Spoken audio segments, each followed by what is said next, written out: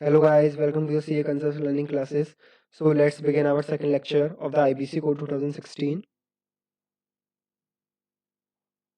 देखिए कल हमने लेक्चर 1 में सेक्शन नंबर 13 तक बात कर ली थी। आज हम बात करते हैं अपने सेक्शन नंबर 14 की। देखो सेक्शन नंबर 14 हमारी जो बात करता है वो करता है मॉनिटोरियम की। देखो इसको समझने से पहले हम पहले एक चीज़ समझते हैं। कल हमने देखा था जैसे कि हमारा एजुकेटिंग अथॉरिटी हमारी एप्लीकेशन को एक्सेप्ट कर देता है, वेदर किसी ने भी फाइल करी हो, वो फाइनेंशियल क्रेडिटर ने, ऑपरेशन क्रेडिटर ने या फिर तुम्हारा कॉर्पोरेट डेटर ने फाइल करी है, वो एक्सेप्ट हो जाती है। तो अब हम कहते हैं कि हमारा CIRP प्रोसेस बिगिन हो जाता है। CIRP प्रोसेस जिस दिन से बिगिन होता है उस दिन को हम बोलते हैं इंसॉल्वेंसी कमेंसमेंट डेट, ICD। उस डेट को हम बोलते हैं ICD डेट। ओके,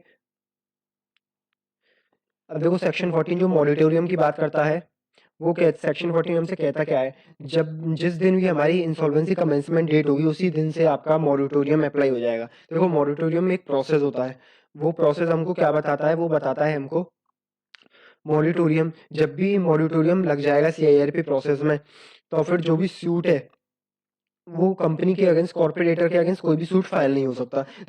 देखो मॉनिटोरियम का जो मेन पर्पस है वो मैं आपको बताता हूँ। मॉनिटोरियम लगाने का मेन जो पर्पस है वो ये है कि जो हमारा कॉर्पोरेट डेटर है अब वो इंसॉल्वेंसी के प्रोसेस में जा चुका है, तो फिर जैसे SBI ने हमारा जेट एयरवेज को लोन दिया था, जेट एयरवेज ने SBI के लोन का डिफॉल्ट कर दिया। अब जो भी उसके ऑपरेशन क्रेडिटर्स होंगे जेट एयरवेज के या फिर और कोई भी लोग होगा जो भी उसको उधारी पे माल देगा, वो भाई उसको उधारी पे माल देने से कतराएगा, हम क्यों नहीं उसको, तुम इंसॉल्वेंसी के प्रोसेस में चले गए हो। तो इस हिसाब से जो हम कंपनी को रिवाइव करना चाहते हैं, हम रिवाइव कहाँ, उल्टा हम कंपनी को बंद करवाने की तादाद पे पहुंच जाएंगे। इसलिए जो हमारे लॉ मेकर्स हैं उन्होंने एक बहुत अच्छा कॉन्सेप्ट निकाला, वो है मॉनिटोरियम का। मॉनिटोरियम का कॉन्सेप्ट हमसे कहता ही ये है, जब भी तुम्हारा CIRP प्रोसेस बिगिन हो जाएगा तब जो हमारा कॉर्पोरेट डेटर है उसके अगेंस्ट कोई भी सूट फाइल नहीं कर सकता। और बट जो हमारा कॉर्पोरेट डेटर है वो हमारा थर्ड पार्टी के अगेंस्ट सूट फाइल कर सकता है। मतलब कोई भी थर्ड पार्टी ने अगर कॉर्पोरेट डेटर के साथ कोई भी डिफॉल्ट वगैरह किया या फिर कोई भी फ्रॉड वगैरह किया तो कॉर्पोरेट डेटर उसके अगेंस्ट फाइल कर सकता है, बट जो SBI है या फिर और ऑपरेशन क्रेडिटर्स हैं या फिर कोई भी और थर्ड पार्टी है वो कॉर्पोरेट डेटर के अगेंस्ट केस फाइल नहीं कर सकती। सेकंड मॉनिटोरियम जो हमारा बात करता है प्रॉपर्टी की।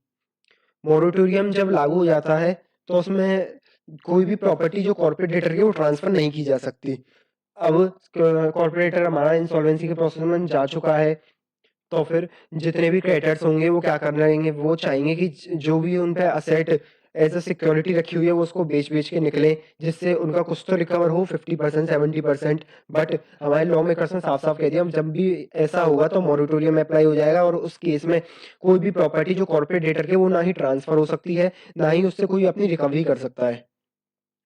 ऐसी ही उन्होंने बात करी हमारी असेट्स की। ना ही कोई असेट ट्रांसफर होगी मॉनिटोरियम जब तुम्हारा अप्लाई हो जाएगा, ना ही कोई ट्रांसफर होगी, ना डिस्पोज होगी। सबसे मेन चीज इसमें याद रखना असेट के केस में क्या है, कोई भी नया इनकम्बरेंस मतलब कोई भी नया चार्ज क्रिएट नहीं होगा।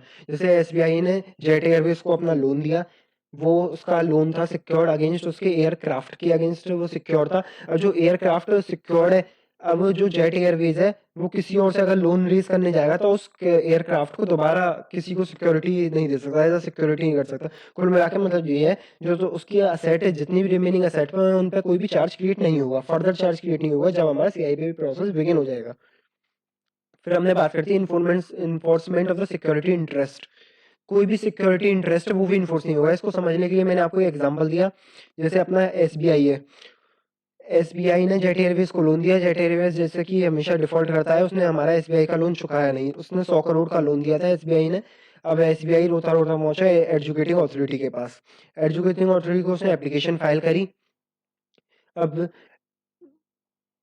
जो जेट एयरवेज का एयरक्राफ्ट था, जेट एयरवेज ने वो SBI ने जो जेट एयरवेज को लोन दिया था वो सिक्योर्ड था, ऑब्वियसली 100 करोड़ का लोन दे रही है, अनसिक्योर्ड तो देगी नहीं SBI। सिक्योर्ड लोन था, वो किसके अगेंस्ट सिक्योर था, वो उसके एयरक्राफ्ट के अगेंस्ट सिक्योर था। अब भाई SBI सोच रही है यार जेट एयरवेज अपना इंसॉल्वेंसी के प्रोसेस में चला गया, अब पता नहीं कब का कब हमारा हमको क्लेम रिकवर होगा, लोन रिकवर होगा। इससे अच्छा 100 करोड़ का है, इसकी सिक्योरिटी है, जो सिक्योर्ड है सिक्योरिटी है, इसको बेच के अपना रिकवर करते हैं। बट हमारे लॉ मेकर्स ने साफ साफ कह दिया भाई देखो, तुम अपनी जो भी सिक्योरिटी है उसको सेल नहीं कर सकते। मतलब जो एयरक्राफ्ट सिक्योर्ड था उसको तुम सेल नहीं कर सके, क्योंकि उन्होंने साफ साफ कहा कोई भी अपना क्रेडिटर है वो इन्फोर्समेंट ऑफ सिक्योरिटी इंटरेस्ट कर ही नहीं सकता। मतलब जो सिक्योरिटी थी, इस केस में सिक्योरिटी क्या थी, उसका एयरक्राफ्ट था, उसको इन्फोर्स नहीं करा सकता, उसको बेच के अपना क्लेम रिकवर नहीं कर सकता।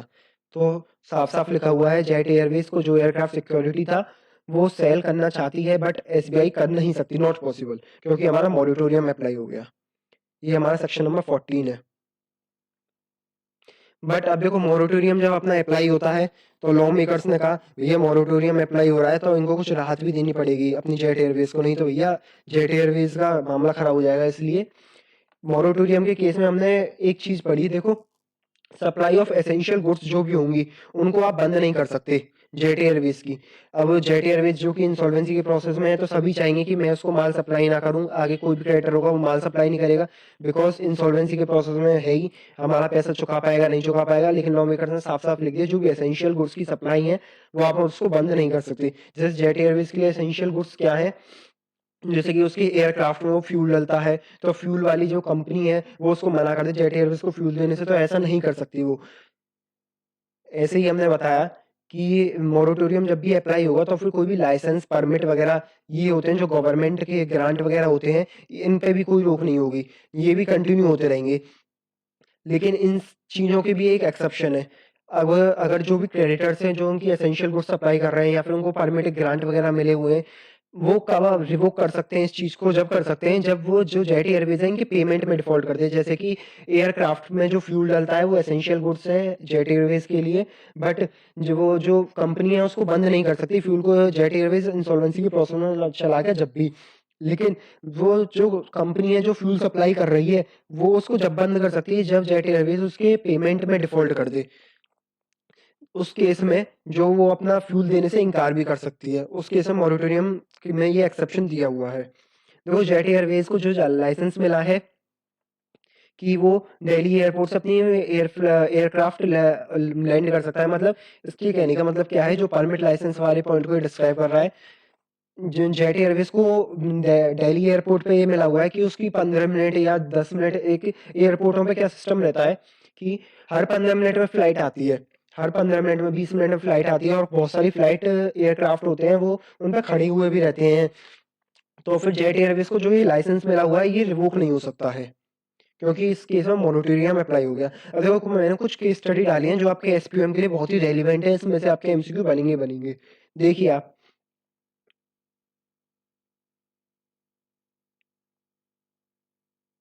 अब देखो इस केस में क्या हो रहा है, एसबीआई ने जो लोन दिया अपना जेट एयरवेज को, जेट एयरवेज उस 100 करोड़ के लोन को डिफॉल्ट कर गया। ये जो लोन था आपका एयरक्राफ्ट नंबर फर्स्ट, इसके अगेंस्ट सिक्योर था एसबीआई का लोन।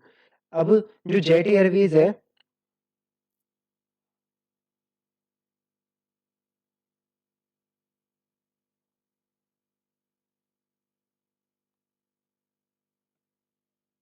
हाँ तो देखिए मैं आपको एक केस स्टडी समझा रहा था। देखिए केस स्टडी 1, जैसा कि मैंने बताया आपको केस स्टडी आपके एसपीएम के लिए काफी ज्यादा रेलिवेंट है, तो इनको बिल्कुल समझ के अच्छी तरीके से अपने कॉन्सेप्ट क्लियर करके जब जाना। देखिए केस स्टडी 1 क्या कहती है हमारी, एसबीआई ने लोन दिया अपना जेट एयरवेज को, 100 करोड़ का लोन दिया जो कि सिक्योर था against aircraft number first. SBI के लोन का डिफॉल्ट हुआ एसबीआई के एजुकेटिंग अथॉरिटी के पास, एजुकेटिंग अथॉरिटी ने एक्सेप्ट कर ली इसकी एप्लीकेशन और सीआईआरपी प्रोसेस अपना बिगेन हो गया। जिस दिन से सीआईआरपी प्रोसेस बिगेन हुआ उसको बोलते हैं हम इंसॉल्वेंसी, वो उसको बोलते हैं हम insolvency commencement date, ICD date बोलते हैं। जिस दिन से हमारी आईसीडी डेट होती है उस दिन से लेकर जब तक हमारा सीआईआरपी प्रोसेस चलता है, जब तक हमारा मॉरिटोरियम अप्लाई हो जाता है, ये मैंने अब तक आपको बताया। देखो जब भी हमारा मॉरिटोरियम, अब एसबीआई गए अपनी एजुकेटिंग अथॉरिटी के पास, सीआईआरपी प्रोसेस बिगिन हो गया, मॉरिटोरियम भी अप्लाई हो गया।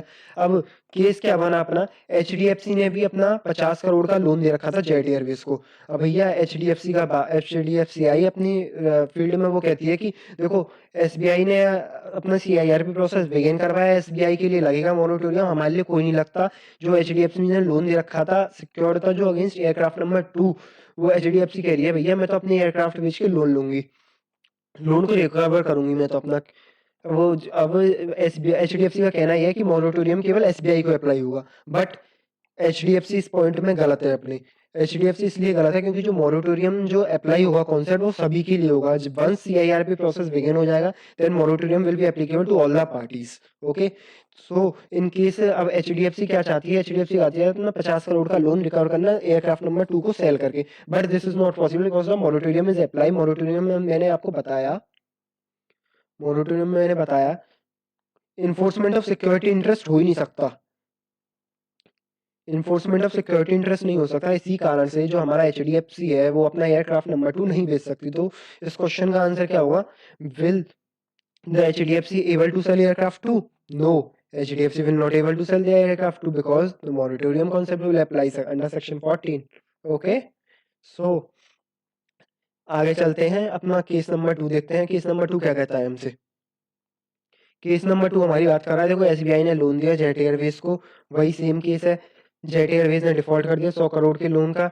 अब इसमें सीन क्या बनता है, देखो जो एसबीआई ने लोन दिया जेट एयरवेज को, वो दिया था personal guarantee of Naresh Goyal ji के। नरेश गोयल जी जो हमारे जेट एयरवेज के सीईओ हैं, जो जेट एयरवेज को संभालते हैं, उनकी पर्सनल गारंटी थी। उसके बेसिस पे एसबीआई ने हमारे जेट एयरवेज को लोन दिया। अब हुआ क्या कि जैसे ही जेट एयरवेज ने लोन का डिफॉल्ट किया, एसबीआई के एजुकेटिंग अथॉरिटी के पास जेट एयरवेज के अगेंस्ट केस फाइल करने के लिए एजुकेटिंग अथॉरिटी ने एप्लीकेशन भी एक्सेप्ट कर ली। अब एसबीआई क्या चाह रही है कि भैया नरेश गोयल जी आप आए थे हमारे पास, एसबीआई उसको जेट एयरवेज को लोन दिलवाने के लिए और आपकी पर्सनल गारंटी थी, तो जेट एयरवेज के खिलाफ जो केस चल रहा है वो तो चल ही रहा है, हम तो आपकी असेट से रिकवर करेंगे। अब फिर से वही बात आ गई, मोरेटोरियम वाली बात। अब भैया नरेश गोयल जी कह रहे हैं भैया मोरेटोरियम का कॉन्सेप्ट अप्लाई है, जब तक सीएआरपी प्रोसेस चल रहा है मैं तो नहीं बेचने दूंगा अपनी एसेट्स को।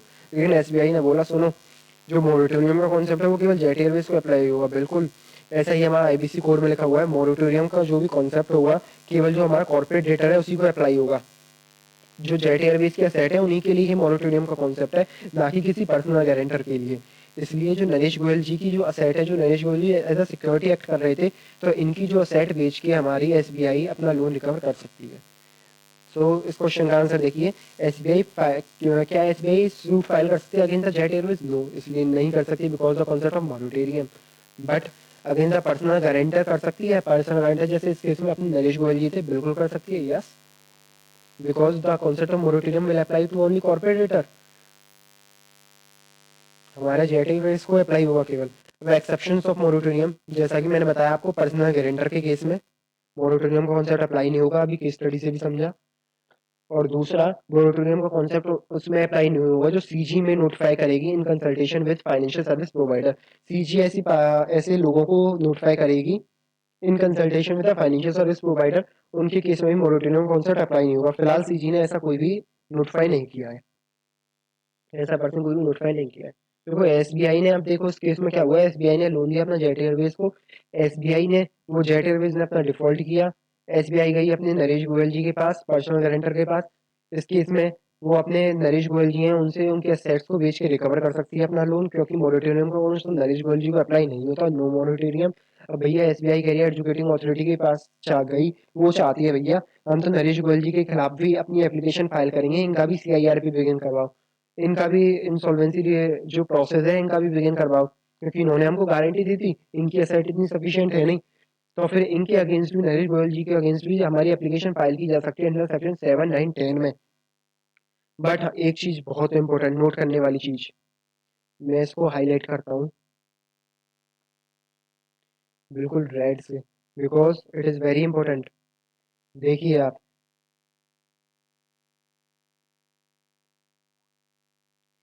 ये पॉइंट हमारा क्या कह रहा है, ये पॉइंट हमसे कह रहा है कि जो नरेश गोयल जी हैं, अब उनके खिलाफ जो भी एप्लीकेशन फाइल होगी अंडर सेक्शन 7, 9, 10, 7 हमने बात करी थी, सेक्शन 7 में कौन फाइल करेगा, सेक्शन 7 में हमारा फाइनेंशियल क्रेडिटर करेगा, 9 में करेगा हमारा ऑपरेशनल क्रेडिटर, 10 में करेगा हमारा कॉर्पोरेट डेटर। इनमें कोई भी एप्लीकेशन फाइल होगी अगेंस्ट नरेश गोयल जी, तो फिर जो फाइल हमने पढ़ा था कि कॉर्पोरेट डेटर का जो भी केस होगा वो हमारा कवर होगा पार्ट 2 में, पार्ट 2 में कवर होगा। इसलिए जो हमारी एजुकेटिंग अथॉरिटी होगी वो कौन होगी, एनसीएलटी, वो कौन होगी, एनसीएलटी होगी कॉर्पोरेट डेटर के केस में। बट ये जो नरेश गोयल जी हमारे कॉर्पोरेट पर्सन है नहीं, ये इंडिविजुअल बंदे हैं और ये हमारे कवर होंगे पार्ट 3 में। इसलिए जो इनकी एजुकेटिंग अथॉरिटी होगी वो कौन होगी, इनकी एजुकेटिंग अथॉरिटी होगी डेब्ट रिकवरी ट्रिब्यूनल, डीआरटी। बट क्योंकि ये केस हमारा कॉर्पोरेट डेटर से रिलेटेड है, ये हमारा एक एक्सेप्शन में कवर होता है, इसलिए जो इनकी एजुकेटिंग ऑथोरिटी होगी वो एनसीएलटी ही होगी। इस चीज को हमेशा याद रखना, क्योंकि जो नरेश गोयल जी के खिलाफ जो भी केस फाइल होगा हमारा एनसीएलटी के अगेंस्ट एनसीएलटी में ही होगा, एजुकेटिंग ऑथोरिटी हमारी एनसीएलटी होगी। ये एक रेयर केस है। अगर आपको नहीं समझ में आया तो मैं एक और बार एक्सप्लेन करता हूँ उस पॉइंट को। देखिए, जो एसबीआई ने अपना जेट एयरवेज को लोन दिया, एसबीआई चाहती है मैं नरेश गोयल जी के खिलाफ अपना केस फाइल करूंगी एजुकेटिंग ऑथोरिटी के पास, बिल्कुल कर सकती है अंडर सेक्शन 7, 9, 10 में। अब जो ये नरेश गोयल जी हमारे कॉर्पोरेट पर्सन तो है नहीं, हमारे इंडिविजुअल बंदे हैं, इंडिविजुअल इंसान है ये।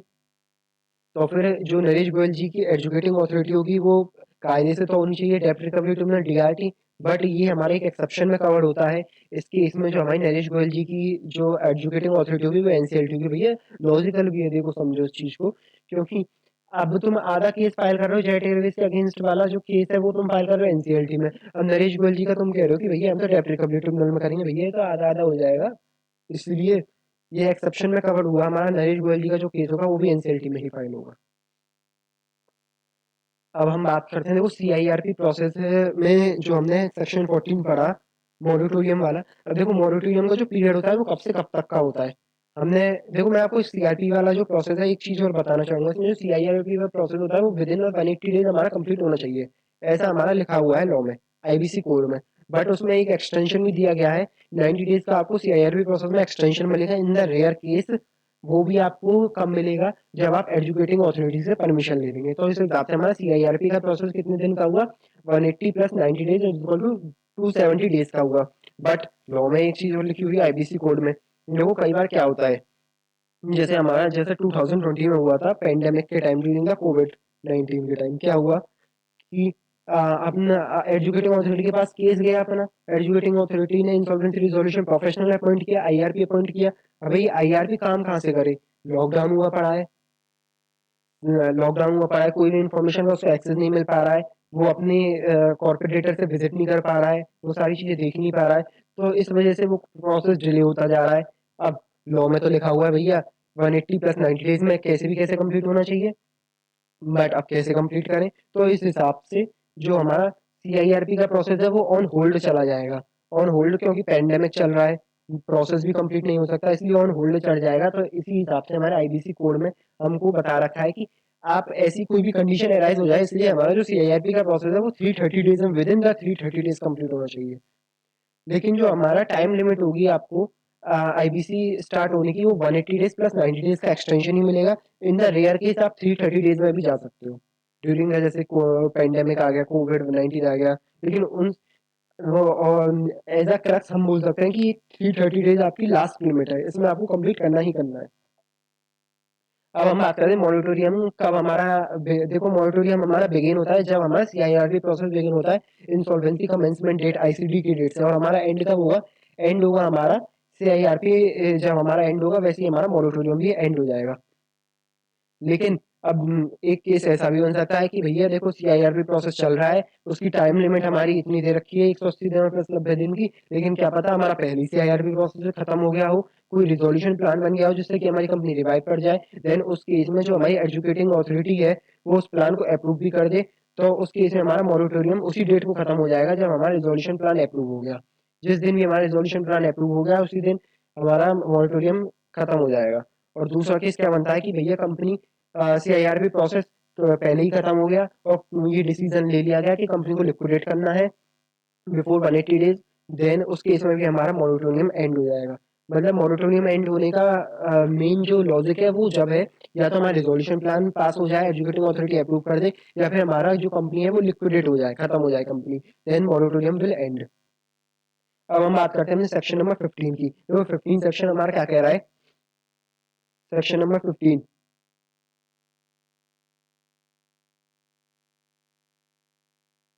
देखो हमने बात करी थी, जैसे ही हमारा सीआईआरपी प्रोसेस बिगिन होता है, जैसे ही हमारी एजुकेटिंग ऑथोरिटी हमारी एप्लीकेशन को अप्रूव करेगी, हमारा सीआईआरपी प्रोसेस बिगिन हो जाएगा। उस डेट को हम कहते हैं इंसॉल्वेंसी कमेंसमेंट डेट।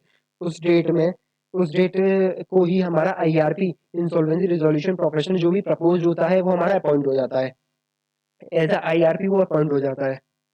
देखो एजुकेटिंग ऑथोरिटी एक्सेप्ट अप्रूव करती है हमारा application, then the CIRP process हमारा बिगिन हो जाएगा। सीआईआरपी वंस बिगिन हो जाएगा then the IRP will be appointed. IRP हमारा अपॉइंट हो गया उसी दिन, आईसीडी वाले दिन ही तुम्हारा आईआरपी अपॉइंट हो गया। अब जैसे ही आईआरपी अपॉइंट होता है तो आईआरपी पे हमने एक लायबिलिटी रखी है, उसके कंधे पे एक लायबिलिटी है भैया, जैसे ही तुम अपॉइंट हो रहे हो उसके with in the period of 3 days आपको एक पब्लिक अनाउंसमेंट करनी है। पब्लिक अनाउंसमेंट किस में करनी है? एक न्यूज़पेपर में करनी है। भैया किस चीज की अनाउंसमेंट करवा रहे हो हमसे? अब देखो अनाउंसमेंट करनी है न्यूज़पेपर में, किस चीज की करनी है? आपको बताना है अपना नेम और एड्रेस बताना है, नेम और address of the corporate debtor. जैसे हमारे केस में थी जेट एयरवेज, जेट एयरवेज का जो हमारा आईआरपी अपॉइंट हुए हैं वो बताएंगे कि कंपनी का नाम जेट एयरवेज है, इसका एड्रेस ये है, इसका हेड ऑफिस यहाँ पर है, ये हमारी इंसॉल्वेंसी में जा चुकी है। नेम एड्रेस बताएंगे, अपना बताएंगे आईआरपी। जैसे मिस्टर राम हमारे आईआरपी अपॉइंट हुए तो मिस्टर राम अपना नेम बताएंगे, अपना एड्रेस बताएंगे, अपनी ईमेल आईडी वगैरह जो भी रिक्वायरमेंट है वो बताएंगे। और क्या बताएंगे हमारे मिस्टर राम? मिस्टर राम बताएंगे हमारे last date for the claim submission. भैया वो इंसॉल्वेंसी में जा चुकी है तो कंपनी अब वो जो आईआरपी है हमारे वो क्लेम इनवाइट करेंगे क्रेडिटर से, भैया अपने अपने क्लेम हमारे पास सबमिट कर दो कि तुम्हारे कंपनी के अगेंस्ट कितना क्लेम है। वैसे तो क्लेम कंपनी की बैलेंस शीट से भी पता चल जाते हैं, मगर मगर हम उस पर इसलिए रिलाई नहीं करते क्योंकि वो कई बार कंपनी अपनी बैलेंस शीट में फ्रॉड क्रेडिटर्स भी बुक कर देती है। इस वजह से हम क्रेडिटर्स ही कहते हैं भैया तुम अपना क्लेम बताओ, तुम्हारा क्लेम कितना है, 10,000 10 करोड़ का, 20 करोड़ का, तुम फॉर एग्जाम्पल अपना क्लेम बताओ। साथ ही एक उसमें क्लॉज डाल देते हैं, अगर तुम्हारा पेनल्टी फॉर फॉल्स क्लेम, अगर तुमने हमको फॉल्स क्लेम बताए कि तुम्हारा कोई क्लेम नहीं है कंपनी का, फिर भी तुम बता रहे हो तो तुम्हारे ऊपर पेनल्टी लगेगी। लास्ट डेट बताएंगे कि सीआईआरपी प्रोसेस कब बिगिन हुआ है और इसकी लास्ट डेट कब है। ये हमारा सेक्शन नंबर 15 बात करता है। देखो मैं आपको एक चीज और क्लियर कर दूं, हमारा पेपर है आईसीआई एसपीयूएम का। एसपीयूएम का जो पेपर है मैं आपको एग्जाम बता दूं, इसमें आपको सेक्शन याद करने की बिल्कुल भी जरूरत नहीं है। आप सेक्शन को बिल्कुल भी याद मत करिए, केवल आपको वो जो सेक्शन है उसका क्रक्स पता होगा, देन यू कैन सक्सीड। देखिए अब हम बात कर रहे हैं सेक्शन नंबर 13 की। देखो सेक्शन नंबर 13 क्या कहता है हमसे? एजुकेटिंग अथॉरिटी जैसे हमारी एप्लीकेशन को रिक्वेस्ट वो हमारी एक्सेप्ट करेगा, देखो फिर हमारी क्या क्या चीजें होंगी।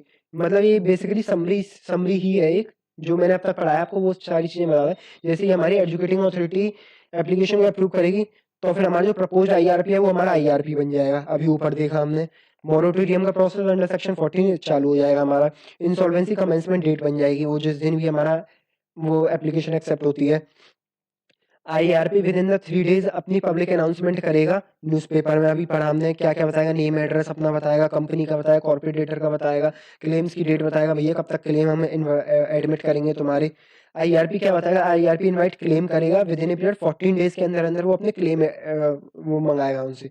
अब जब हमने बात करी 3 दिन में पब्लिक अनाउंसमेंट देगा, पब्लिक अनाउंसमेंट में बताएगा भैया 14 दिन के अंदर अपने अपने क्लेम्स दे देना, फिर आईआरपी उनको वेरीफाई करता है।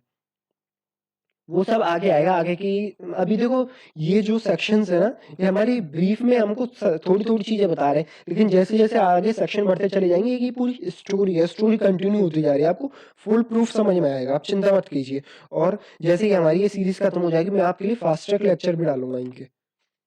फास्ट ट्रैक एक रिवीजन, एक ही सिंगल वीडियो डालूंगा जिसमें आपका पूरा आईबीसी कोड कवर हो जाएगा। देखिए सेक्शन 16 किस चीज की बात करता है हमारा? सेक्शन 16 हमारी बात कर रहा है in case of the operation under section 9।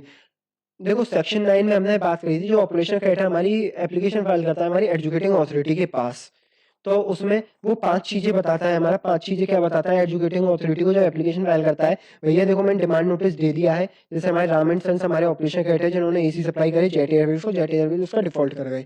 अब देखो राम एंड सन्स क्या बताएंगे एप्लीकेशन में, हमने भैया हमने उनको डिमांड नोटिस दिया था जेट एयरवेज को, फिर भी वो डिफॉल्ट कर गए।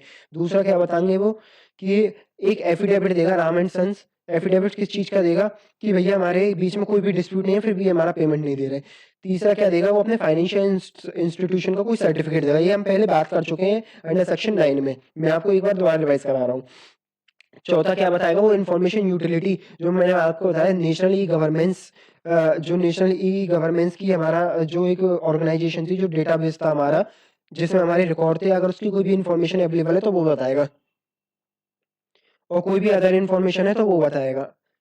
फिर ये सारी इन्फॉर्मेशन फाइल करेगा वो एजुकेटिंग अथॉरिटी, एजुकेटिंग अथॉरिटी इसका क्लेम एक्सेप्ट कर लेगी। अब क्लेम तो एक्सेप्ट कर लिया भैया, हमारी सेक्शन 7 में जो एप्लीकेशन फाइल हो रही है और जो सेक्शन 10 में हो रही है वो तो हमको आईआरपी बता रहे हैं, फाइनेंशियल क्रेडिटर कॉर्पोरेट डेटर तो अपना आईआरपी प्रपोज करके दे रहे हैं। अब आपने इसमें देखा होगा कहीं भी आईआरपी को प्रपोज नहीं किया गया। अब ये बड़ी समस्या आ गई। अब भैया एजुकेटिंग अथॉरिटी आईआरपी कहाँ से लाए? तो आईआरपी लाने के लिए, इंसॉल्वेंसी रिजोल्यूशन प्रोफेशनल लाने के लिए एजुकेटिंग अथॉरिटी अपना सहारा लेती है किसका? Insolvency and bankruptcy board of India का, आईबीबीआई का सहारा लेती है। आईबीबीआई को वो एप्लीकेशन फाइल करेगी एजुकेटिंग अथॉरिटी, भैया हमको इंसॉल्वेंसी रिजोल्यूशन प्रोफेशनल चाहिए। IBBI with in a period of 10 days IRP का नाम सजेस्ट करेगा किसको? आईआरपी का नाम सजेस्ट करेगा हमारा एजुकेटिंग अथॉरिटी को। अब जो नेम वो सजेस्ट करेगा आईआरपी को, वही हमारा आईआरपी अपॉइंट हो जाएगा।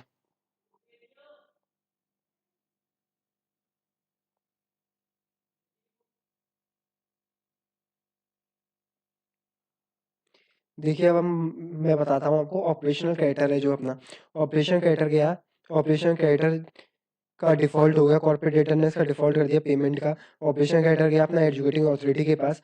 Educating authority within a period 14 days वह या तो अपनी एप्लीकेशन को एक्सेप्ट करेगा या रिजेक्ट करेगा। अगर उसने एप्लीकेशन को एक्सेप्ट किया, अब देखो उसने ऑपरेशन क्रेडिटर ने अपना प्रपोज्ड आईआरपी तो बताया नहीं। अब एजुकेटिंग अथॉरिटी कहाँ से लाया आईआरपी? वो गया अपना आईबीबीआई के पास, insolvency and bankruptcy board of India के पास। आईबीबीआई ने within a period of 10 days IRP का नाम सजेस्ट किया अपने एजुकेटिंग अथॉरिटी को। वो अपना जो प्रपोज जो इसने आईबीबीआई ने अपना आईआरपी प्रपोज किया वही हमारा आईआरपी बन जाएगा, वही हमारा सीआईआरपी प्रोसेस को कंटिन्यू करेगा। अब देखिए जो ऑपरेशनल क्रेडिटर है इसी के केस में हमको आईबीबीआई के पास जाना पड़ता है। बाकी जो हमारा फाइनेंशियल क्रेडिटर होते हैं और कॉर्पोरेट क्रेडिटर होते हैं वो तो भैया पहले से ही अपना प्रपोज्ड आईआरपी बताते हैं। तो आई एजुकेटिंग अथॉरिटी है जैसे ही एप्लीकेशन एक्सेप्ट करती है वही प्रपोज्ड आईआरपी हमारे आईआरपी बन जाते हैं। उस केस में उनको आईबीबीआई के पास नहीं जाना पड़ता, insolvency and bankruptcy board of India के पास। एक और बार बताता हूँ मैं आपको, जैसे कि हमारा ये तो ऑपरेशन क्रेडिटर का केस है अंडर सेक्शन 9 में। अंडर सेक्शन 7 वाला जो केस होता है और अंडर सेक्शन 10 वाला जो केस होता है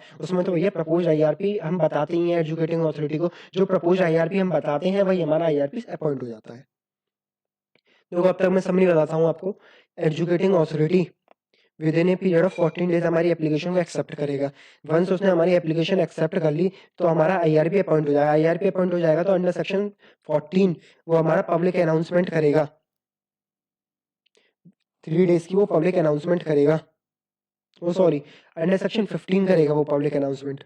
जैसे ही हमारा एजुकेटिंग अथॉरिटी के पास एप्लीकेशन आई 14 दिन में वो एप्लीकेशन को एक्सेप्ट करेगा। एप्लीकेशन को एक्सेप्ट करने के बाद आईआरपी अपॉइंट करेगा, इंसॉल्वेंसी रिजोल्यूशन प्रोफेशनल।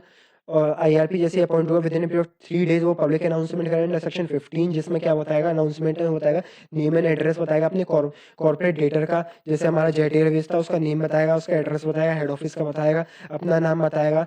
जैसे अपने मिस्टर राम अपॉइंट हुए थे हमारे आईआरपी तो वो बताएंगे अपना नाम, अपना एड्रेस, अपना ईमेल आईडी, अपनी अपना जो रजिस्ट्रेशन नंबर है वो सारी चीज़ें बताएंगे। जो आईआरपी है वो बताएंगे आईआरपी प्रोसेस शुरू कब हुआ और खत्म कब हुआ ये प्रोसेस। वो बताएंगे हमको किस चीज़ के बारे में बताएंगे, इनवाइटिंग क्लेम्स, क्लेम्स वगैरह कब कब तक तुम अपने क्लेम्स दे सकते हो। क्रेडिटर्स हैं जो उसके कॉर्पोरेट डेटर के क्रेडिटर उनसे क्लेम इनवाइट करेंगे with in a period of 14 days तक वो क्लेम इनवाइट करेंगे। पेनल्टी वगैरह बताएंगे कि अगर तुमने फॉल्स क्लेम इनवाइट करे तो हम तुम पे कितनी पेनल्टी लगा देंगे। ये सारी चीज़ें वो अपने पब्लिक अनाउंसमेंट में जो करेंगे न्यूज़पेपर में उसमें देंगे। ठीक है। अब देखो एक ब्रीफ समरी बता रहा हूँ। सेक्शन नंबर 13, सेक्शन नंबर 13 हमारा क्या बात कर रहा था कि इंसॉल्वेंसी कमेंसमेंट डेट की बात कर रहा था कि जैसे ही हमारा सीआईआरपी प्रोसेस बिगिन होगा, जिस दिन एजुकेटिंग अथॉरिटी हमको हमारी एप्लीकेशन एक्सेप्ट कर देगी उसी दिन को हम कहेंगे इंसॉल्वेंसी कमेंसमेंट डेट। सेक्शन 14 हमने बात करी मोरेटोरियम की बात करता है। मोरेटोरियम ने बात करा कॉर्पोरेट डेटर के अगेंस्ट ना तो कोई सूट फाइल हो सकता है, ना ही कोई उसकी एसेट ट्रांसफर हो सकती है, ना ही कोई उसकी प्रॉपर्टी को रिकवर कर सकता है, ना इनकम्बरेंस कोई चार्ज क्रिएट हो सकता है, ना ही हमने बात करी कोई भी उसकी इन्फोर्समेंट ऑफ सिक्योरिटी इंटरेस्ट हो सकता है। कोई भी उसकी सिक्योरिटी को रिकवर नहीं कर सकता, बेच के पैसा रिकवर नहीं कर सकता। 15 में हमने बात करी with in period of 3 days public announcement करेगा आईआरपी। 16 में हमने बात करी आईआरपी अपॉइंट होगा फाइनेंशियल क्रेडिटर और तुम्हारे ऑपरेशनल डेटर के केस में वो फाइनेंशियल क्रेडिटर है और तुम्हारा कॉर्पोरेट डेटर है उनके केस में प्रपोज आईआरपी वो लोग खुद बताते हैं, वही हमारा आईआरपी सिलेक्ट हो जाता है for the CIRP process.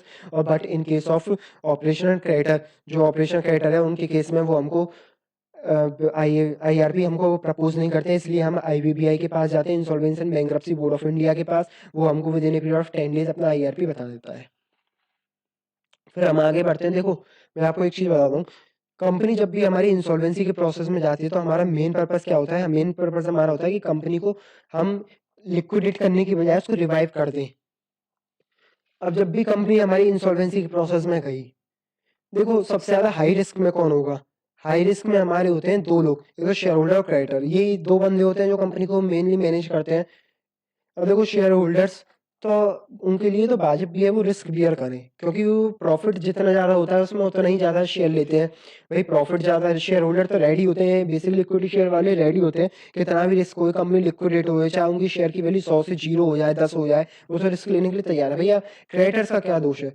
Creditor ने तो भैया अपना माल सप्लाई करा या फिर उसने लोन दिया, भाई वो प्रॉफिट बढ़ेगा कंपनी का तो प्रॉफिट तो उसको मिलना नहीं है।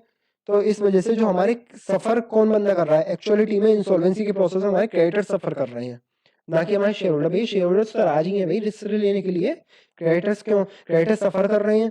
क्रेडिटर्स अब जब भी हमारे क्रेडिटर सफर करते हैं इंसॉल्वेंसी के प्रोसेस के लिए, जो आईबीसी का कोड है वो हमने क्रेडिटर्स की एक तरीके से उनकी ही रिक्वायरमेंट को देखते हुए बनाया है। इसलिए अब तक जो हमारे कंपनी को मैनेज कर रहे थे वो हमारे कर रहे थे शेयर होल्डर्स, बट नाउ जो अब आगे से जो कंपनी को मैनेज करेंगे वो करेंगे क्रेडिटर्स। क्रेडिटर डायरेक्टली नहीं कर सकते, अगर डायरेक्टली क्रेडिटर्स के हाथ में छोड़ दिया तो कंपनी तो लिक्विडेट हो जाएगी। इसलिए क्रेडिटर्स करेंगे इनडायरेक्टली। इनडायरेक्टली कैसे करेंगे? Through the committee of creditors. अब उस चीज को मैं आपको बताता हूँ अंडर सेक्शन 21 में। जैसे ही हमारा इंसॉल्वेंसी का प्रोसेस बिगेन हुआ, सीआईआरपी प्रोसेस बिगेन हुआ, आईसीडी डेट आई, 3 दिनों के अंदर हमारा पब्लिक अनाउंसमेंट किया आईआरपी ने पब्लिक अनाउंसमेंट किया, तो उसको with in the period 14 days में क्लेम इनवाइट करे, भैया आओ क्रेडिटर्स हमको क्लेम सबमिट करो, तुम्हारे क्या क्या क्लेम्स है अगेंस्ट द कॉर्पोरेट डेटर। जो हमारा आईआरपी है उन क्लेम्स को वेरीफाई करेगा, with in period of 7 days में उन क्लेम्स को वेरीफाई करेगा। 7 डेज में वेरीफाई करने के बाद 2 दिन के अंदर अंदर वो अपनी कमिटी ऑफ क्रेडिटर्स बना लेगा। मैं लिखना भूल गया, मैं आपको बताता हूँ। With in a period of 7 days, with in a period of 7 days,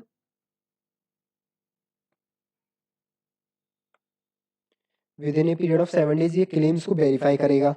claims को वेरीफाई करने के बाद 2 दिन के अंदर अंदर, नेक्स्ट 2 डेज के अंदर अंदर जो आईआरपी है वो जाएगा हमारे एजुकेटिंग अथॉरिटी के पास। एजुकेटिंग अथॉरिटी के पास ये जाएगा, भैया देखो कमिटी ऑफ क्रेडिटर बना दो। अब कमिटी ऑफ क्रेडिटर इसलिए बनवाएगा वो क्योंकि क्लेम सारे क्रेडिटर्स के आ गए हैं, उसने वेरीफाई भी कर लिए क्लेम्स जेन्युइन है, तो इन लोगों को इकट्ठा करके एक इनकी कमेटी बना दो। उस कमेटी को हम नाम देंगे कमिटी ऑफ क्रेडिटर्स। अब हम बात करें तो कमिटी ऑफ क्रेडिटर्स में कौन कौन लोग होंगे। कमिटी ऑफ क्रेडिटर्स में ऑपरेशन क्रेडिटर्स कभी नहीं आते। जब भी कंपनी में फाइनेंशियल क्रेडिटर्स होंगे तो फिर कमिटी ऑफ क्रेडिटर्स में हमेशा फाइनेंशियल क्रेडिटर्स को हम लेते हैं। अब इसका जो मेन लॉजिक है इसके बिहाइंड वो है हमारा पेरेटो एनालिसिस। आप सभी ने पढ़ा होगा, देखो पेरेटो एनालिसिस क्या कहता है, जो 80% ऑफ द वैल्यू ऑफ डेप्ट है कंपनी में, वो 20% ऑफ द क्रेडिटर्स ने दे रखा हो। वो 20% कौन लोग होते हैं? वो होते हैं फाइनेंशियल क्रेडिटर। फाइनेंशियल क्रेडिटर 80% इन वैल्यू, ये वैल्यू में ज्यादा होते हैं लेकिन नंबर्स में कम होते हैं। लेकिन ऑपरेशन क्रेडिटर के संग उल्टा है, ये वैल्यू में कम होंगे और तुम्हारे नंबर्स में काफी सारे होंगे, क्योंकि एम्प्लॉयज भी होंगे, वर्कमैन भी होंगे, काफी लोग होंगे। अब इन सबकी एक कमेटी बनाना संभव नहीं है, पॉसिबल नहीं है, इसलिए हम बनाते हैं कमेटी अपनी फाइनेंशियल क्रेडिटर्स की। कमिटी ऑफ क्रेडिटर्स में हमेशा फाइनेंशियल क्रेडिटर आते हैं, बट एक ऐसा भी केस हो सकता है जब कंपनी में फाइनेंशियल क्रेडिटर्स ही ना हो, कंपनी ने किसी से लोन ही ना ले रखा हो, केवल उसके ऑपरेशन क्रेडिटर्स हो, वर्किंग कैपिटल के लिए उसने लोन ले रखा हो, वर्किंग कैपिटल फाइनेंस हो उसका, जैसे कि उसके रोजमर्रा के क्रेडिटर्स हैं, ऑपरेशन क्रेडिटर हैं बेसिकली, तो उस केस में क्या होगा, जब फाइनेंशियल क्रेडिटर ही नहीं है कंपनी के, तो फिर जो कमिटी ऑफ क्रेडिटर्स में हमने बात करी, टॉप 18 ऑपरेशनल क्रेडिटर्स बाय इन वैल्यू, जो वैल्यू में टॉप 18 क्रेडिटर्स हैं ऑपरेशन क्रेडिटर्स, वो कमिटी ऑफ क्रेडिटर्स में आएंगे। प्लस में एक वर्कमैन का एम्प्लॉय आएगा, वर्कमैन ऑपरेशन क्रेडिटर, एक और तुम्हारा एक एम्प्लॉय वाला ऑपरेशन क्रेडिटर। ऑपरेशन क्रेडिटर को बेसिकली दो पार्ट में हमने डिवाइड करते हैं। ऑपरेशन क्रेडिटर होते हैं हमारे दो पार्ट में। एक तो सबसे पहले होते हैं हमारे वर्कमैन और एम्प्लॉय। वर्कमैन एम्प्लॉय जिनकी सैलरी वगैरह होती है, वेजेस वगैरह पे जो एम्प्लॉय होते हैं वो भी तो हमारे ऑपरेशन क्रेडिटर है, उनको हमने अलग निकाल लिया। और जो अदर क्रेडिटर्स हैं जिससे हमने माल रॉ मटेरियल वगैरह परचेज किया, वो हमारे अदर क्रेडिटर्स हैं।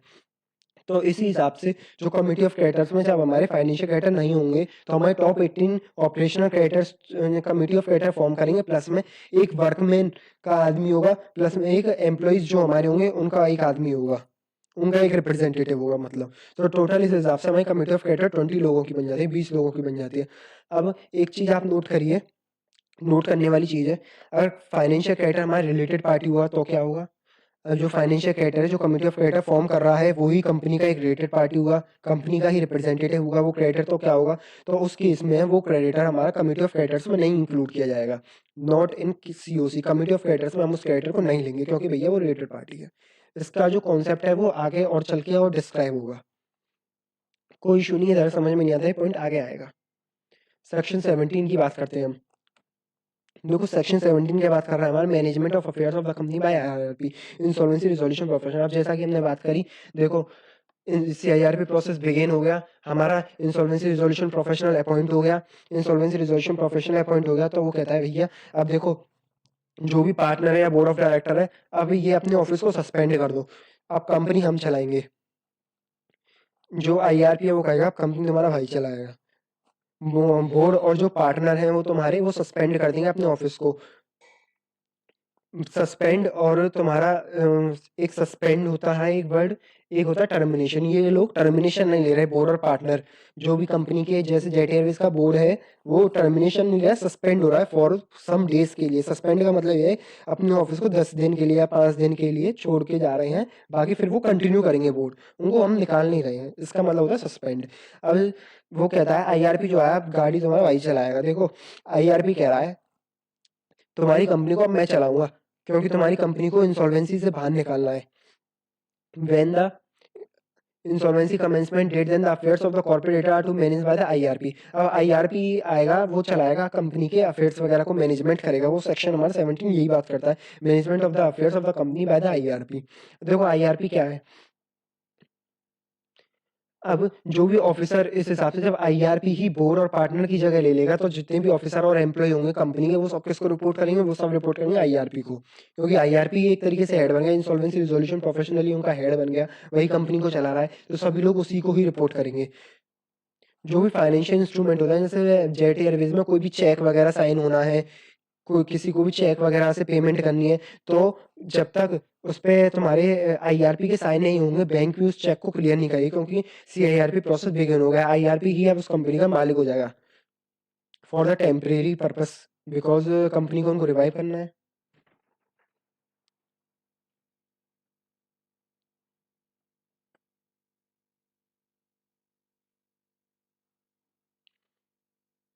तो हम कहाँ से सेक्शन 17 की बात कर रहे थे।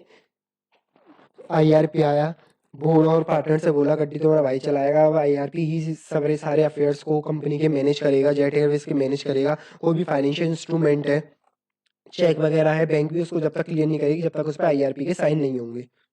कोई भी डीड वगैरह एग्जीक्यूट होगी, वो भी आईआरपी ही साइन करेगा, जब भी एग्जीक्यूट होगा आईआरपी ही करेगा, जब भी सब काम होंगे अब कंपनी में। आईआरपी को पूरा एक्सेस होगा कि कंपनी के कॉर्पोरेट डेटर के रिकॉर्ड्स वगैरह को एक्सेस होगा।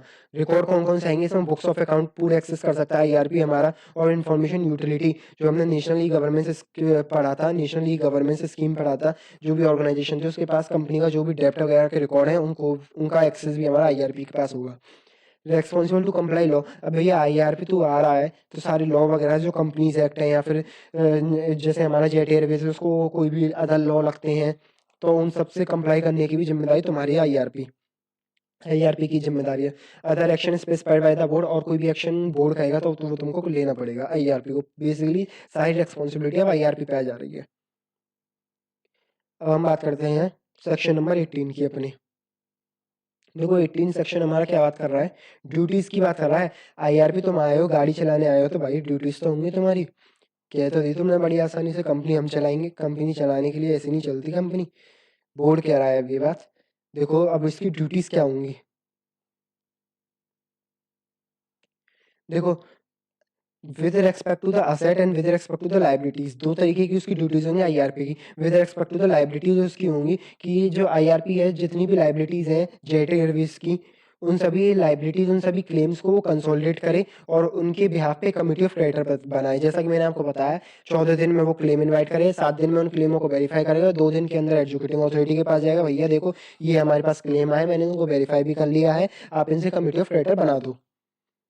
ये उसकी ज़िम्मेदारी है। असेट केयर एक्सपर्ट में क्या है, सारी असेट को अपनी कस्टडी में ले लेगा। जैसे बोर्ड ऑफ डायरेक्टर है, कंपनी की गाड़ी इस्तेमाल कर रहा है, आने-जाने के लिए, ऑफ़िस आने के लिए, ऑफ़िस जाने के लिए, आईआरबी कहेगा भाई गाड़ी इधर लिया, अपनी कस्टडी में ले लेगा वो सारी चीज़ों को। बोर्ड ऑफ डायरेक्टर कोई भी अपना पीसी वगैरह इस्तेमाल कर रहा है कंपनी की, इधर लिया कंपनी में जमा कर दिया, क्योंकि कंपनी इंसॉल्वेंसी के प्रोसेस में चली गई है। सारी एसेट्स की मॉनिटरिंग वगैरह, उनकी कस्टडी, सेफ कस्टडी में रहे, वो सब आईआरपी की जिम्मेदारी है। और इसकी मेन जो जिम्मेदारी है वो है इंफॉर्मेशन यूटिलिटी। जो हमारे नेशन ई गवर्नेंस स्कीम थी उसमें कोई भी इंफॉर्मेशन जैसे डेप्ट वगैरह की फाइल करने से कंपनी से रह गई हो तो भी तुमको आईआरपी को फाइल करनी पड़ेगी, वो आईआरपी की ड्यूटी बन जाती है। सेक्शन 19 की बात करता है हमारा। सेक्शन 19 हमारा बात करता है आईआरपी को वो सारे एफर्ट्स लेने पड़ेंगे कॉर्पोरेट डेटर की कंपनी को चलाने के लिए, जैसे जिससे कि उसके ऑपरेशन गोइंग कंसर्न में रहें। जैसे कि जेट एयरवेज है। अब भैया जेट एयरवेज ने क्या किया था, जब वो इंसॉल्वेंसी के प्रोसेस में गया था उसने तो अपने एयरक्राफ्ट एयरपोर्ट पे लाके खड़े कर दिए थे।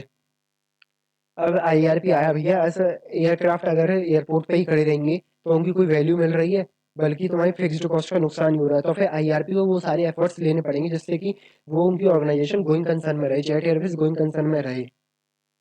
उसके लिए क्या क्या एफर्ट्स ले सकता है भैया आईआरपी? कोई राजा महाराजा तो है नहीं है, कोई मतलब कहने का मतलब ये इतना बड़ा एक्सपर्ट इंसान तो है नहीं है कि भाई साहब उसको सारी चीज़ों की नॉलेज हो। तो इसलिए वो क्या करेगा, कंपनी को गोइंग कंसर्न में मेंटेन करने के लिए वो खुद जो भी उसको एक्सपर्ट्स वगैरह की रिक्वायरमेंट होगी, वो सारी चीज़ें वो एक्सपर्ट जैसे कि अकाउंटेंट है या फिर कोई भी और भी बंदा है जो एयरक्राफ्ट वगैरह की नॉलेज रखता है, उनको अपॉइंट कर सकता है। कोई भी कॉन्ट्रैक्ट में एंटर कर सकता है हमारा आईआरपी। कोई भी इंटरिम फाइनेंस रेज कर सकता है for necessary operation of the going concern of the Jet Airways. Issue instruction वगैरह टू द पर्सनल, जैसे एम्प्लॉइज वगैरह उनको इंस्ट्रक्शन इशू कर सकता है जिससे कि हमारी जो जेट एयरवेज है वो गोइंग कंसर्न में रहे, मतलब धंधा चालू रहे, धंधा बंद नहीं रहे। इंटरिम फाइनेंस की बात करते हैं। इंटरिम फाइनेंस एक बहुत ही इंपॉर्टेंट पॉइंट आता है। इंटरिम फाइनेंस की बात करते हैं हम। देखो आईआरपी ने क्या किया, एक्सिस वो सबसे पहले हम अपनी मेन स्टोरी पे आते हैं। एक्सिस बैंक ने लोन लिया, वो कॉर्पोरेटर ने एक्सिस बैंक से हमारा लोन लिया 400 करोड़ रुपए का। कॉर्पोरेटर जेट एयरवेज था हमारा, क्योंकि जेट एयरवेज ने उसका डिफॉल्ट कर दिया, लेकिन एक्सिस बैंक में ने भी उसको सिक्योरिटी के अगेंस्ट दिया था। वो जो लोन था उसका 400 करोड़ का, वो एक एयरक्राफ्ट के अगेंस्ट सिक्योर था जिसकी वैल्यू 500 करोड़ थी। मतलब बेसिकली ये एक्सिस बैंक ने जो लोन लिया था वो सिक्योर्ड लोन था। अब हुआ क्या, आईआरपी ने इधर तो हमने कह दिया आईआरपी को पावर दे दी सेक्शन 19 में, भैया तुम इंटरिम फाइनेंस भी रेज कर सकते हो। अब भैया इंटरिम फाइनेंस तो रेज जब करे जब उस पर कोई लोन देने को तैयार हो उसको। जो कॉर्पोरेट डेटर हमारा जेट एयरवेज इंसॉल्वेंसी के प्रोसेस में चल रहा है, सीधी सी बात है भैया उससे सब दूर भगेंगे। उसको क्यों कोई लोन देगा, उसको लोन क्यों देगा कोई, वो खुद इंसॉल्वेंसी के प्रोसेस में। अभी एक्सिस बैंक का लोन नहीं चुका पा रहा, मैं तेरे को और लोन दे दूं। इंटरिम फाइनेंस मिलना इस हिसाब से मुश्किल है। बट हमारे लॉ मेकर्स भी बहुत होशियार, तो उन्होंने कहा देखो तुम्हारी 500 करोड़ की असेट है जो तुमने इसको दे रखी है, जेट एयरवेज को दे रखी है। अब आईआरपी चाहता है भैया एचडीएफसी बैंक को इंटरिम फाइनेंस रेज करने का 50 करोड़ का। अब देखिए एयरक्राफ्ट की वैल्यू 500 करोड़ है, बट जो ये सिक्योरिटी लोन है की अमाउंट है वो 400 करोड़ है। अब आईआरपी क्या कर सकता है, इस एयरक्राफ्ट को एचडीएफसी को भी ऐसा सिक्योरिटी दे सकता है फॉर 50 करोड़ के लिए। बट ऐसा करने से पहले आईआरपी को हमारा जो एक्सिस बैंक है उसकी परमिशन लेनी पड़ेगी। एक्सिस बैंक अगर राजी हो जाता है भैया, जो एयरक्राफ्ट हमारी सिक्योरिटी था 500 करोड़ 400 करोड़ के लोन के लिए, जिसकी वैल्यू 500 करोड़ थी, मतलब 100 करोड़ का भी मार्जिन है उनके पास। अगर वो हमको अलाउ कर देता है तो हम एचडीएफसी बैंक के पास जाके 50 करोड़ का इंटरिम फाइनेंस रेज कर सकते हैं और उसको जो बैलेंस 100 करोड़ है उसकी सिक्योरिटी दे सकते हैं एचडीएफसी बैंक को। IRB has to take permission from the Axis bank. भैया एक्सिस बैंक से जाके परमिशन ले लेना और वो कह दे इस असेट को तुम एचडीएफसी बैंक को भी सिक्योरिटी दे सकते हो तो तुम कर लेना। अब इसी केस का एक एक्सेप्शन बनता है। एक्सेप्शन क्या बनता है, एक्सिस बैंक ने दिया 100 करोड़ का लोन कॉर्पोरेटर ने उसका डिफॉल्ट कर दिया, बट एज इस केस में जो एयरक्राफ्ट की वैल्यू थी वो 500 करोड़ थी। भैया एक्सिस बैंक ने जो लोन दिया 100 करोड़ का, असेट कितनी ले रखी, 5 टाइम्स उसने असेट ले रखी है एज अ सिक्योरिटी। अब भैया आईआरपी के एचडीएफसी के पास 15 करोड़ का इंटरिम फाइनेंस रिलीज करने। अब भैया आईआरपी सोच रहा है यार इसके पास 100 करोड़ का लोन दिया तो उसको 500 करोड़ रुपए की असेट दे रखी है एज अ सिक्योरिटी, ये तो 5 टाइम्स सिक्योरिटी ले रखी है। अब इससे इस चीज में पूछना ही क्या है। तो ऐसे ही हमारा इंसॉल्वेंसी बैंक्रप्सी कोड ने भी स्पेसिफाई कर दिया, अगर तुम्हारी जो वैल्यू ऑफ प्रॉपर्टी है वो 2 times of the amount of डेब्ट। जैसे कि हमारा इस केस में वैल्यू ऑफ प्रॉपर्टी क्या है, हमारी एयरक्राफ्ट की वैल्यू। जैसे हमारे एयरक्राफ्ट की वैल्यू, ये एयरक्राफ्ट की वैल्यू हमारी 500 करोड़ है। जैसे एयरक्राफ्ट की तो वैल्यू हमारी 500 करोड़, एयरक्राफ्ट की वैल्यू हमारी 500 करोड़ है। और जो तुम्हारी वो है अमाउंट ऑफ डेब्ट कितना है हमारा, 100 करोड़ है। मतलब ये हमारी 2 टाइम से भी ज्यादा है, 5 टाइम्स है बेसिकली। 5 टाइम्स है तो भैया इससे पूछने की जरूरत ही नहीं है, एक्सिस बैंक से आईआरपी सीधे जाके इस एयरक्राफ्ट को एचडीएफसी को सिक्योरिटी दे सकता है, क्योंकि जो उसकी असेट की वैल्यू है security more than 2 times of the amount of डेब्ट है।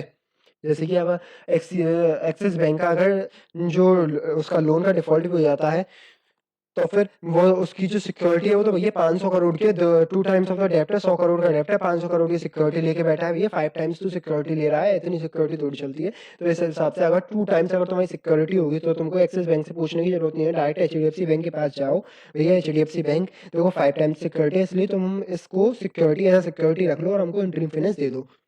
बेसिकली इसमें मतलब क्या है हमारा कहने का, कि जो आईआरपी है उसको एक्सिस बैंक के पास नहीं जाना पड़ेगा पूछने के लिए कि हम इसको दे दे लो। एक बार और समराइज करता हूँ, देखो आईआरपी है वो एक्सिस बैंक के पास, एचडीएफसी बैंक के पास गया इंटरिम फाइनेंस रेज करने 50 करोड़ का। अब इस केस में क्या है, जो वैल्यू ऑफ प्रॉपर्टी है more than the 2 times of डेप्ट है, सो इसलिए आईआरपी को एक्सिस बैंक की परमिशन लेने की जरूरत नहीं है, वो डायरेक्ट उस एयरक्राफ्ट को एचडीएफसी बैंक को एज अ सिक्योरिटी दे सकता है। ये हमारा एक्सेप्शन है। सेक्शन 20 की हम बात करते हैं। देखो सेक्शन 20 हमारा क्या कह रहा है, सेक्शन 20 हमारा कहता है, वही स्टोरी रिपीट हो रही है। आईआरपी ने 3 दिन का नोटिस दिया, पब्लिक नोटिस दिया, न्यूज़पेपर में पब्लिक नोटिस दिया, फिर 7 दिन के अंदर पब्लिक नोटिस दिया, भैया अपने क्लेम्स लाओ। 14 दिन के अंदर अंदर लोगों ने क्लेम्स जमा करे, 7 दिन के अंदर अंदर जो हमारा आईआरपी है उसने अपने क्लेम्स वेरीफाई करे with in a period of 2 days. 2 days के पीरियड में वो क्या गया, सबमिट करी रिपोर्ट उसने तुम्हारी एजुकेटिंग ऑथोरिटी को कि भैया सीओसी बना दो, कमेटी ऑफ क्रेडिटर बना दो, जो मैंने अब तक आपको स्टोरी बताई। 7 दिन में जो क्लेम वेरीफाई करेगा वो ऑपरेशन क्रेडिटर्स के क्लेम होंगे, कुछ कुछ फाइनेंशियल क्रेडिटर्स के क्लेम होंगे, कुछ वर्कमैन और एम्प्लॉइज के क्लेम होंगे। ऑपरेशन क्रेडिटर्स के जो भी क्लेम होंगे उनको वेरीफाई करेगा वो फॉर्म बी में। ये जो क्लेम्स होंगे other than the workman and the employ के क्लेम होंगे, और जो फाइनेंशियल क्रेडिटर्स के जो क्लेम होंगे वो आईआरपी जो वेरीफाई करेगा वो करेगा फॉर्म सी में, और जो वर्कमैन एंड एम्प्लॉइज के क्लेम है उनको वेरीफाई करेगा फॉर्म डी में। बी सी डी फॉर्म याद रखना, बी में करेगा ऑपरेशन क्रेडिटर का then workman and the employee, C में करेगा तुम्हारे फाइनेंशियल क्रेडिटर के, डी में करेगा वर्कमैन और एम्प्लॉय वालों की, वेरीफाई करेगा क्लेम। स्टोरी क्या चल रही है, स्टोरी ये चल रही है, सीआईआरपी प्रोसेस बिगिन हुआ, इंसॉल्वेंसी कमेंसमेंट डेट आई, एजुकेटिंग ऑथोरिटी हमारी एप्लीकेशन एक्सेप्ट करी, उस दिन को हम बोलेंगे insolvency commencement date, ICD date. उस दिन क्या हुआ, आईआरपी अपॉइंट हुआ, उसने 3 दिन का पब्लिक नोटिस दिया, भैया आओ अपने क्लेम्स इनवाइट कर, क्लेम्स दो हमको, क्रेडिटर्स अपने क्लेम्स दो। 14 दिन के अंदर अंदर क्लेम्स देना, 7 दिन के अंदर अंदर आईआरपी ने वेरीफाई करे क्लेम्स। वेरीफाई किस में करेगा, फॉर्म बी में करेगा ऑपरेशन क्रेडिटर्स के, फॉर्म सी में करेगा फाइनेंशियल क्रेडिटर, फॉर्म डी में करेगा वर्कमैन एंड द एम्प्लॉइज के। और फिर with in 2 days after verification वो दे देगा एजुकेटिंग ऑथोरिटी को, एक रिपोर्ट बना के दे देगा, भैया मैंने क्लेम्स वेरीफाई कर लिया इनके, अब आपका कमेटी ऑफ क्रेडिटर को फॉर्म कर दो। सेक्शन 21 की बात करते हैं। तो वो सेक्शन 21 क्या कहता है हमारा, अब देखो हमने बात करी थी कमेटी ऑफ क्रेडिटर्स में। कमेटी ऑफ क्रेडिटर्स में हमने बात करी थी कि हमारे फाइनेंशियल क्रेडिटर आएंगे, ऑपरेशन क्रेडिटर नहीं आएंगे। ऑपरेशन क्रेडिटर जब आएंगे जब हमारे फाइनेंशियल क्रेडिटर नहीं होंगे। 18 top most operation creditor plus में एक वर्कमैन का रिप्रेजेंटेटिव और एक हमारा एम्प्लॉइज का रिप्रेजेंटेटिव, ये हमारी बात हो चुकी थी। अब क्या हुआ कि हमारे जो फाइनेंशियल क्रेडिटर्स थे, जब हमारे financial creditor committee of creditor में बैठ रहे थे तो हमने कह दिया था कि उनमें से कोई भी रिलेटेड पार्टी नहीं होना चाहिए, रिलेटेड पार्टी नहीं होना चाहिए। अगर कोई भी रिलेटेड पार्टी हुआ फाइनेंशियल क्रेडिटर में तो वो कमेटी ऑफ क्रेडिटर में नहीं बैठेगा। अब केस क्या बना हमारा, एसबीआई ने लोन दिया जेट एयरवेज को, जेट एयरवेज ने डिफॉल्ट करा। ऐसे ही एचडीएफसी ने लोन दे रखा था 50 करोड़ को जेट एयरवेज को, जेट एयरवेज ने एचडीएफसी के लोन का भी डिफॉल्ट किया। अब एचडीएफसी ने अपने जो लोन के एग्रीमेंट्स थे उसमें टर्म्स में लिख रखा था, जैसे ही जेट एयरवेज हमारे लोन का डिफॉल्ट करेगा हम 50% ऑफ द डेब्ट उसकी इक्विटी में कन्वर्ट करा लेंगे, ऐसी उनकी टर्म्स थी। अब जेट एयरवेज ने जैसे ही डिफॉल्ट किया, एचडीएफसी का जो 50 करोड़ का लोन था वो 25 करोड़ उसमें से हमारी इक्विटी में कन्वर्ट हुआ है। अब इस केस में क्या हुआ, जो एचडीएफसी है वो रिलेटेड पार्टी बन गई जेट एयरवेज, बट एचडीएफसी भाई साहब फाइनेंशियल क्रेडिटर्स भी है। अब इस हिसाब से जो मैंने आपको बताया कि एक सीओसी में कोई भी रिलेटेड पार्टी नहीं होनी चाहिए, तो इस हिसाब से एचडीएफसी तो नहीं बैठेगी कम्युनिटी ऑफ क्रेडिटर में। बस एचडीएफसी बोली भाई साहब ये तो हमारी टर्म्स थी, ये तो टर्म्स ऑफ कॉन्ट्रैक्ट था हमारा, इस हिसाब से तुम हमको सीओसी से कैसे बाहर निकाल सकते हो। तो फिर अब लॉ ने इस चीज को स्पेसिफाई करते हुए बताया, अगर आपका ये जो टर्म्स ऑफ कॉन्ट्रैक्ट है और आपकी जो डेप्ट है वो इक्विटी में कन्वर्ट हुआ है, अगर बिफोर इंसॉल्वेंसी कमेंसमेंट डेट से, अगर आपका जैसे हमारी इंसॉल्वेंसी कमेंसमेंट डेट है 1 जनवरी की, अगर 1 जनवरी से पहले पहले आपका जो डेप्ट है वो इक्विटी में कन्वर्ट हो गया है, तो हम आपको कमिटी ऑफ क्रेडिटर्स में ले लेंगे, बैठा लेंगे, आप रिलेटेड होते हुए भी हम आपको बैठा लेंगे क्योंकि आपका एक कॉन्ट्रैक्ट के अगेंस्ट हुआ है। अगर आपका हमारा insolvency resolution process CIRP process begin हो गया और इंसॉल्वेंसी कमेंसमेंट डेट हमारी हो गई है, उसके बाद आपका जो डेप्ट है वो इक्विटी में कन्वर्ट हुआ है, तो हम आपको सीओसी में नहीं इंक्लूड करेंगे, हम सीओसी में आपको नहीं बैठाएंगे क्योंकि आप हमारी रिलेटेड पार्टी बन चुके हो। देखो आईबीसी कोड की मैं आपको एक चीज बताता हूँ, जो आईबीसी कोड है, देखो आप कोई भी जानते होंगे, कोई भी एक्ट होता है, बिल होता है या फिर कोड होता है, सबसे पहले हमारा लोकसभा वो Rajya Sabha Lok Sabha both houses of parliament में पास होता है, लोकसभा एंड राज्यसभा में, देन उसको प्रेसिडेंट का अप्रूवल मिलता है, फिर वो ऑफिशियल गेजेट में इंट्रोड्यूस होता है, फिर वो एक्ट या कोड बनता है जो भी है।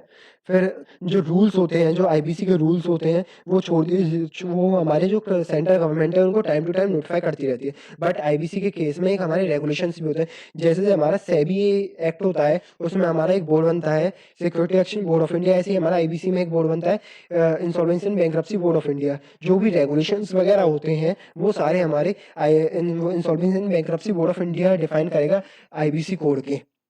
मतलब बेसिकली क्या है, रूल्स नोटिफाई करेगा सीएजी और रेगुलेशन नोटिफाई करेगा insolvency and bankruptcy board of India.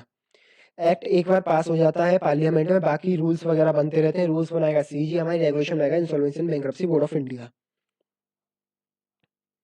अब हम बात करते हैं, देखो अब वोटिंग इनकी किस प्रपोर्शन में होगी। अब कमिटी ऑफ क्रेडिटर बन गई, कमिटी ऑफ क्रेडिटर्स में अब उनका वो प्रपोर्शन क्या होगा, जैसे कि हमारे एक एग्जांपल मैंने लिया है, फाइनेंशियल क्रेडिटर 10 हमारे जेट एयरवेज के 10 हमारे फाइनेंशियल क्रेडिटर हैं जिन्होंने टोटल डेप्ट दे रखा है, 1,000 करोड़ का उन्होंने डेप्ट दे रखा है जेट एयरवेज को। ये हमारे इक्वल अमाउंट के सब ने 100-100 करोड़ का लोन दे रखा है, 10 लोगों ने 100-100 करोड़ का लोन दे रखा है, और ऑपरेशन क्रेडिटर 90 जिन्होंने 100 करोड़ का लोन दे रखा है। इस हिसाब से हमारा टोटल नंबर हो गया 100, टोटल नंबर ऑफ क्रेडिटर्स, और टोटल डेप्ट हो गया हमारा 1100 करोड़ रुपए का। अब देखिए जैसा कि हमने बताया कमिटी ऑफ क्रेडिटर्स में ऑपरेशन क्रेडिटर इंक्लूड नहीं होंगे, तो इस हिसाब से ऑपरेशन क्रेडिटर जब इंक्लूड नहीं होंगे तो हमारे फाइनेंशियल क्रेडिटर्स ही हैं जो हमारे कमिटी ऑफ क्रेडिटर्स में बैठेंगे। फाइनेंशियल क्रेडिटर बैठेंगे तो इनका वोटिंग राइट किस हिसाब से डिफाइन होगा, your share in the total डेप्ट अपॉन में टोटल डेप्ट, एक बंदे का टोटल डेप्ट में कितना शेयर है। जैसे कि हमारा एसबीआई का टोटल डेप्ट जैसे 1,000 करोड़ है, उसमें कितना शेयर है, जैसे इस केस में हमारे इक्वल के हैं ये, तो फिर हर एक बंदे ने 100 करोड़ रुपए दिया है, 100 करोड़ का इसका शेयर हो गया, 100 करोड़ का टोटल डेप्ट में इसने शेयर दिया, टोटल डेप्ट कितना है हमारा 1,000 करोड़ रुपए है, तो इस हिसाब से इसका 10% इसकी वोटिंग राइट होगी, 10% का ये हकदार होगा वोटिंग करने के। ये जो एसबीआई है हमारा, हमेशा हम ये देखेंगे हमारा शेयर कितना है टोटल डेप्ट में, your share in the total डेप्ट अपॉन में टोटल डेप्ट। ये जो हम डेप्ट लेंगे, टोटल डेप्ट लेंगे, हम फाइनेंशियल डेप्ट लेंगे, टोटल फाइनेंशियल डेप्ट लेंगे, और जो टोटल जो शेयर लेंगे हमारा केवल इसमें देंगे फाइनेंशियल डेप्ट में, क्योंकि ऑपरेशनल वाले इंक्लूड नहीं हो रहे तो ऑपरेशनल का डेप्ट भी इंक्लूड नहीं करेंगे। फिर हम बात कर रहे हैं केस की, हमारा एक केस स्टडी आता है, केस स्टडी क्या बोलते हैं हमारा, केस स्टडी कहता है एक फाइनेंशियल क्रेडिटर एक operational creditor, operational creditor 1 crore रुपए का है, फाइनेंशियल क्रेडिटर 100 करोड़ रुपए का है, इन्होंने कॉर्पोरेट डेटर को लोन दिया, कॉर्पोरेट डेटर डिफॉल्ट कर गया। अब भैया ऑपरेशनल क्रेडिटर क्या कहता है, भैया मैं 1 करोड़ रुपए का हूँ, मैं कब तक इस इंसॉल्वेंसी रिजोल्यूशन प्रोसेस कब ये खत्म होगा, कब मेरे को पैसा मिलेगा मेरा, इसलिए मैं इसने क्या किया, जो राम एंड सन्स थे जिसने एसी सप्लाई करे थे जेट एयरवेज को, उसका जो 1 करोड़ का डेप्ट था, इसने 1 करोड़ का जो उसने एसी सप्लाई करे थे, इसने क्या किया, भैया जो एसबीआई था उसको 50 करोड़ में 50 lakhs में अपना उसको लोन असाइन कर दिया। मतलब एक तरीके से जो 1 करोड़ रुपए उसको जेट एयरवेज से लेने थे, उसने क्या किया, अपने 50 लाख रुपए, 50 लाख रुपए में वो फाइनेंशियल क्रेडिटर मतलब एसबीआई को असाइन कर दिया।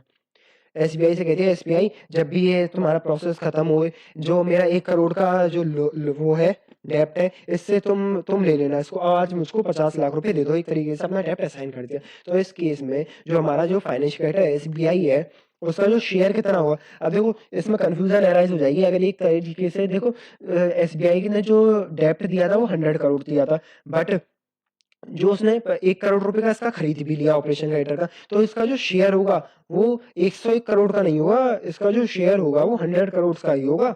100 करोड़ का शेयर अपॉन में टोटल डेप्ट, ये डेप्ट कौन सा होगा, फाइनेंशियल डेप्ट, जब इसका हम वोटिंग राइट निकालेंगे। मतलब बेसिकली अगर तुम असाइन भी कर दो अपना राइट तो हमको कोई मतलब नहीं, हम केवल तुम्हारा फाइनेंशियल डेप्ट लेंगे। अब ऐसे ही केस क्या हुआ, एक एसबीआई एक एचडीएफसी, दो फाइनेंशियल क्रेडिटर थे। एसबीआई के पास 100 करोड़ का लोन दिया था और जो तुम्हारा एचडीएफसी था उसने 10 करोड़ का लोन दिया। एचडीएफसी चाहता है मैं इस रगड़े से निकलूं और जो मेरा 10 करोड़ का जो डेप्ट है, 10 करोड़ का डेप्ट है, मैं इसको एसबीआई को असाइन कर रहा हूँ। जो भी अमाउंट डिसाइड होगा 5 करोड़ में इसको असाइन करके मैं निकल रहा हूँ। अब जो एसबीआई है वो कह रहा है भैया देखो मेरा तो मेरा जो शेयर है फाइनेंशियल में मेरा तो 110 करोड़ का है, लेकिन ऐसा नहीं होगा। जो एसबीआई का जो शेयर होगा वो 100 करोड़ का ही होगा, क्योंकि जो 10 करोड़ उसने असाइन किया है, दो 10 करोड़ जो उसने 5 करोड़ में खरीदा है वो इंक्लूड नहीं करेंगे, हम केवल उसका एक्चुअल फाइनेंशियल डेप्ट इंक्लूड करेंगे उसके शेयर में। बेसिकली कहना ये चाहते हैं जो financial your share in the total डेप्ट है वो केवल तुम्हारा एक्चुअल शेयर आएगा, actual share in the total डेप्ट। टोटल डेप्ट जैसे 1000 करोड़ है, इसमें तुम्हारा जो एक्चुअल शेयर है वही आएगा, और जो टोटल डेप्ट है वो टोटल डेप्ट तुम्हारा फाइनेंशियल डेप्ट आएगा। जो फाइनेंशियल क्रेडिटर का फाइनेंशियल डेप्ट है वो ही इंक्लूड होगा। So that's all for today session. Thank you, we will meet for tomorrow. Thank you and have a nice day.